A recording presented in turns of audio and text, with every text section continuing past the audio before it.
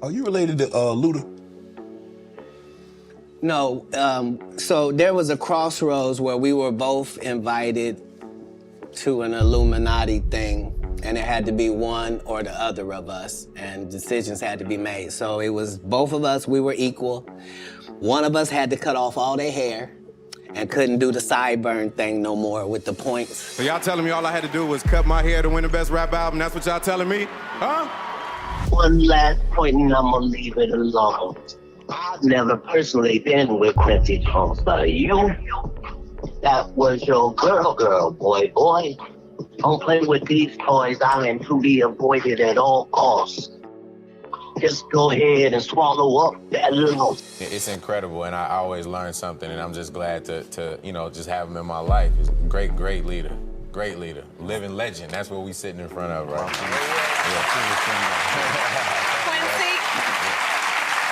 you. Okay, so we all know how Katt Williams has been going ham crazy, exposing the elites and the puppets they have trained to follow their every order. And we all remember names like Tyler Perry, Oprah Winfrey, and so many more being called out by Katt during the infamous Club Shay Shay interview that aired only a couple of weeks ago. One rapper in particular, though, seems to have dodged quite a bit of heat after being exposed by the comedian, or so he thought. Famous musician and Fast and Furious actor Ludacris is being called out for being an actual undercover member of the elitist society, the Illuminati. Katt claims Luda was served his career on a silver platter in exchange for some small favors, some of which involve Quincy Jones. And we all know what those favors looked like. Let's not forget the legendary video of Professor Griff that was released over a decade ago. I think the thing that raised some eyebrows with people is when I dropped the information about Quincy Jones. He set up 6 rings in Hollywood. In the interview with Shannon Sharpe, Katt fired shots at multiple big names in the entertainment industry. However, he especially called out Ludacris for his ready-made career. He explained that there was a common misconception about his relationship with Luda, as they have been rumored to be cousins, which is far from the truth. Katt claimed that he found these rumors to be wild as he and Luda weren't related in the slightest, but at one point in their career, they did cross paths. Apparently, they were both invited to attend a secret elitist party where they were allegedly asked to submit to the elitist agenda. Well, we were both invited to an Illuminati thing, and it had to be one or the other of us, and decisions had to be made. So it was both of us, we were equal. One of us had to cut off all their hair and couldn't do the sideburn thing no more with the points.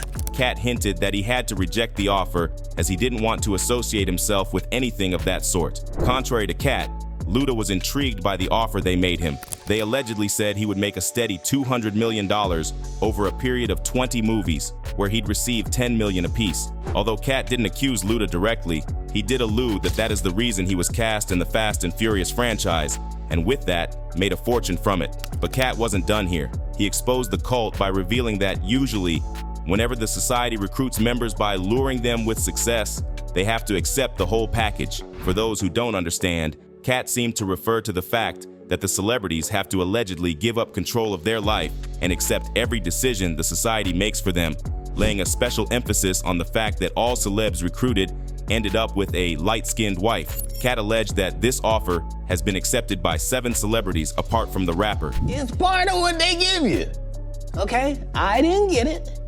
I'm not mad about it. How much money they give? 200? Sir, Fast and Furious is on what number right 10. now? 200 million, I might need to get me one of the more women look the same. That's what they all end up saying at the end of the day. Katt claimed that he has done nothing but collect information about the industry elites and educated himself on the tricks they plan to play to get talented people on their side just so they would serve their narrative. He explained that he wanted to protect himself against their antics. He totally exposed on mass media. Ludacris couldn't take the heat and decided to shade Katt in a freestyle. Many fans believe that Luda shouldn't have called out Katt because Katt had already mentioned that he came with receipts, and if said receipts were to come out, Luda's career would be annihilated. However, the heat of embarrassment got to Luda, so he took his anger to the studio and accused Katt of being jealous of his success. Luda also claimed that he took his sweet time to respond to Katt's diss, which was utter BS in fans' eyes, as the freestyle came within 24 HRs of Katt's interview. Ludacris, swaddled in Gucci linens when I was born. Never been Illuminati, only a Luda, and I only left with bitches when coming from any party. Now I'm married with kids, the evolution of life. Never been a clout chaser, never say shit for likes. R.I.P. John Singleton. You never have to flex when you earn every one of your Fast and Furious checks. Afro with the sideburns. Yeah, that's my signature. Addictions on the rise, comedians check your temperature. The freestyle was more of Luda's attempt to save face than to actually negate anything Katt said.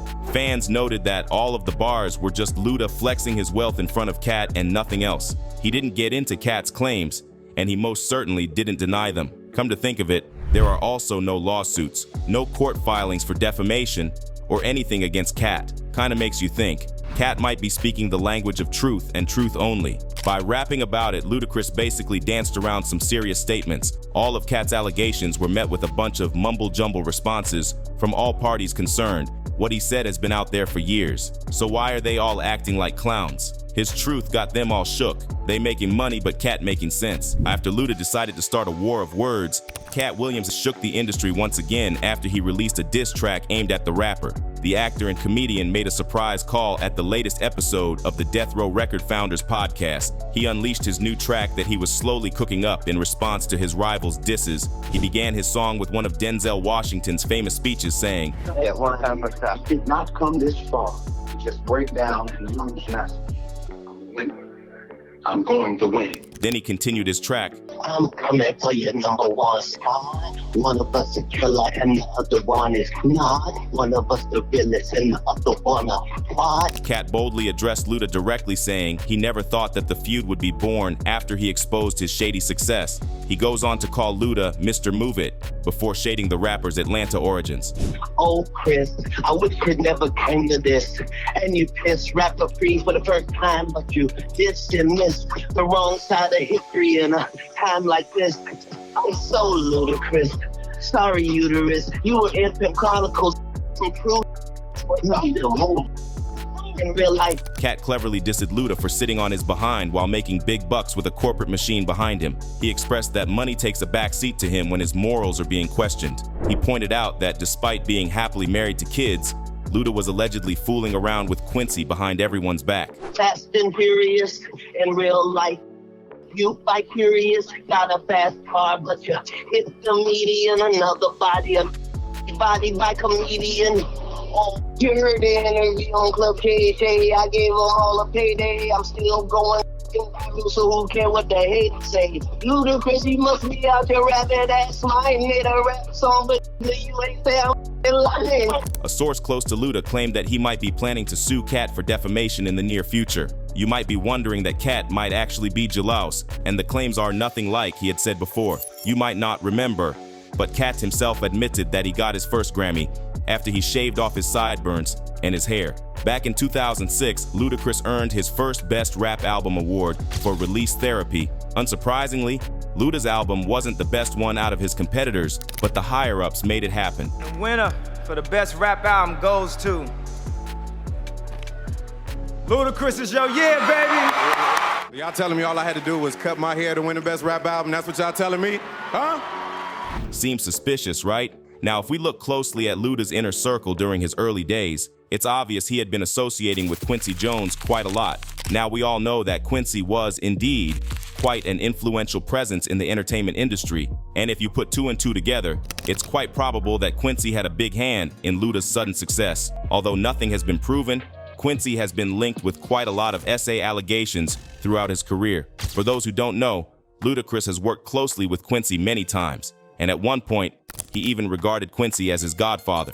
During an appearance on The View, Quincy Jones entangled his fingers with Luda's, while Luda sang his praises. A lot of knowledge, a lot of wisdom, just like you said, staying relevant over 5 decades. You know, I'm only 1 decade in, so I got some work to do. 6 decades. 6 decades. So, I mean, it's incredible, and I always learn something, and I'm just glad to you know, just have him in my life. Great leader. Great leader. Living legend. That's what we sitting in front of right now. Quincy. Kinda sus, don't you think? It's disturbing to see that Jones is more than comfortable letting his off-camera antics creep in while he was on that particular show. Just after a minute of interlocking hands with Luda, he started to get handsy with Whoopi Goldberg in pretext of showering her with praises for her work in one of his movies, The Color Purple. So I came backstage, they were eating Chinese food on the stage, you know. Whoopi doing that one-woman show. Yes. Now listen. She's the absolute best. We think so too. Absolute best. All right, so don't go anywhere. Katt alluded that people like Luda and Quincy have allegedly sold their souls to the industry, but he predicted that all the big names will face the consequences of their actions, one way or the other in 2024. He even name-dropped Diddy, who has been associated with SA and other dark stuff. It may sound unhinged, but Quincy once admitted that he used to be in a relationship with Ivanka Trump. In an interview with People, Jones admitted that he had a relationship with Trump's daughter, and she possessed a great pair of legs. Although the age gap is becoming more and more unimportant day by day, it's rather troubling to know that Quincy dated a girl young enough to be his granddaughter. For context, at the time of the relationship, Quincy would have been 72, while Ivanka would be 24. Anyway, American rapper Professor Griff dropped the receipts about Quincy Jones being involved in shady things in Hollywood. During a public expose, Griff revealed that he formulated 2 different research groups to dig up information on Jonas. Griff explained that his team concluded that Jones was the center of a very big intimacy ring that allegedly preyed upon young and innocent talents, baiting them to his twisted desires. Quincy Jones brought in Fresh Prince. And his first movie was what? 6 Degrees of Separation. Brought in Queen Latifah. Set it off. Queen Latifah set it off, licking and kissing on women. Are you following me? Yes. Tevin Campbell. His little sweet up and down Hollywood Boulevard. Griff later on explained that the legendary rapper Tupac was also not safe from Quincy's clutches. He explained that in the entertainment industry, there is a ritual that everyone who wants to join the high society has to take part in. Griff revealed that Tupac himself admitted at one point that Quincy asked him to have intimacy with him, and as you could imagine, Pac refused. Professor speculated that he believes Pac's refusal was the main reason behind his untimely demise all those years ago. According to Griff's theory, Quincy and other higher-ups infuse criminal culture into music and in turn get monetary benefits from it. Before you dismiss the notion of Quincy being involved in Pac's death, remember that Pac was planning to do a solo album with Young Nobel through Quincy's record company. Not to mention, Katt also claimed that higher-ups try to manipulate young talents by luring them into a money trap. We all know there have been rumors about a dress-wearing emasculation ceremony in which black celebs have to participate in order to make real money in the industry. In a recent interview with Jamal Finkley on his YouTube channel, Black Tree, Katt finally spilled the beans on this dress-wearing scheme you all might be familiar with. Katt revealed his thoughts on the hot controversy of Kevin Hart wearing the dress in his SNL skit. But Kevin wasn't alone knee-deep in this trap. Eddie Murphy and Jamie Foxx were right beside him to keep him company. Let's be very, very clear. It is possible that there isn't anything funnier than a guy in a dress.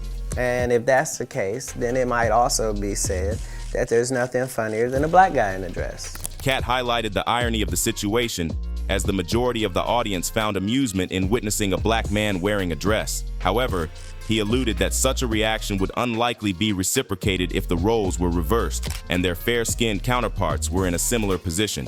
Williams carefully indicated that he has observed many artists facing the same hurdle time and time again in their careers. So considering Williams's observation, it can be suspected that someone above has been discreetly targeting the black icons to dampen their image in the public eye. It has long been thought that the secret society might just be a thing of imagination. However, The Guardian published an article back in 2009 confirming the existence of such a society.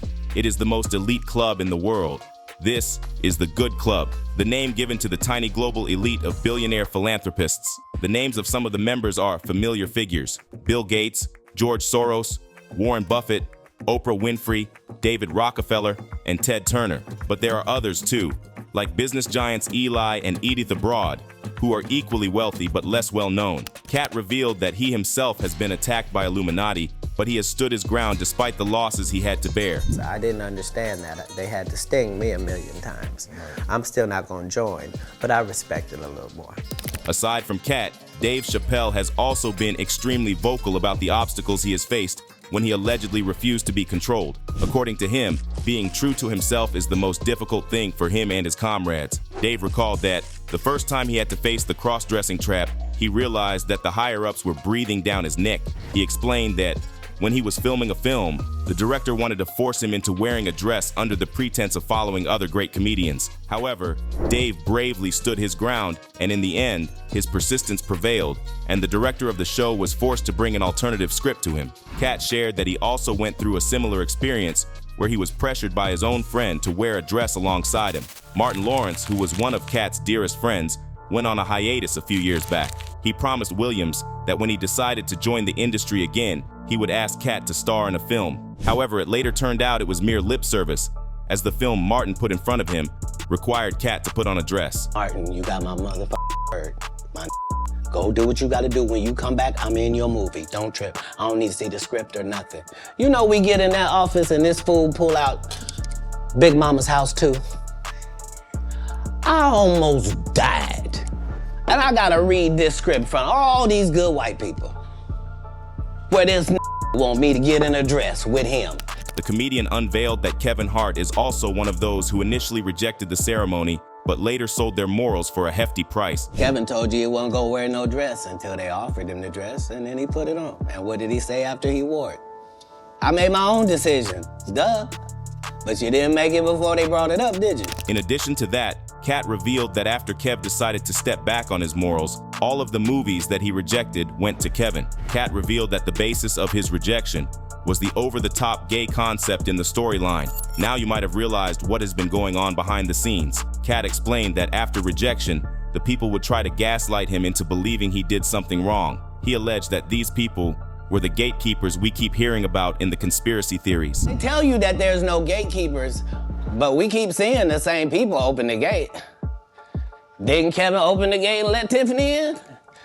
What do you mean ain't no gatekeepers? There's 100 gates out here. Would you everyone I've seen got a keeper. Kevin tried to troll Katt on every single platform known to man. He first took to Twitter saying, "Gotta get that anger up out of Champ. It's honestly sad. In the meantime, please enjoy my movie trailer to my next film, Lift, which will be dropping on Netflix in 8 days. There is a moment in the trailer where Gugumba Tharo says, 'They really love you.'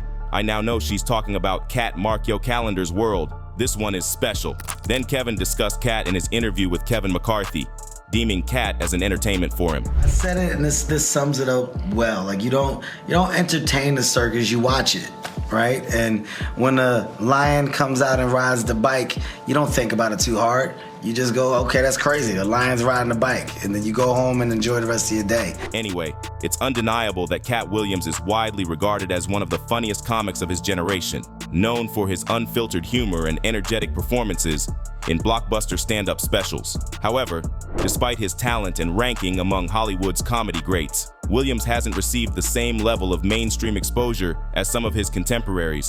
It doesn't take a genius to realize what's taking place behind the scenes. At one point, Katt even announced that he was retiring in the wake of blatant favoritism in the industry. I'm just gonna go ahead and announce my retirement from stand-up. I'm kinda done. I've already discussed it with my kids. I wasn't really gonna do it on the Seattle street. I was gonna go to Los Angeles and do it in the offices of ICM or Live Nation. Despite facing many challenges, Katt has always remained relevant till today. Apart from that, Katt's revelation about Harvey Weinstein quadrupled the credibility of his revelations. You might not remember, but long before Harvey was convicted, Katt spoke out against Harvey, who wanted Katt to do inhumane things to him. Well, fast forward a couple of years, Harvey was placed behind bars for inappropriate behavior towards young actors.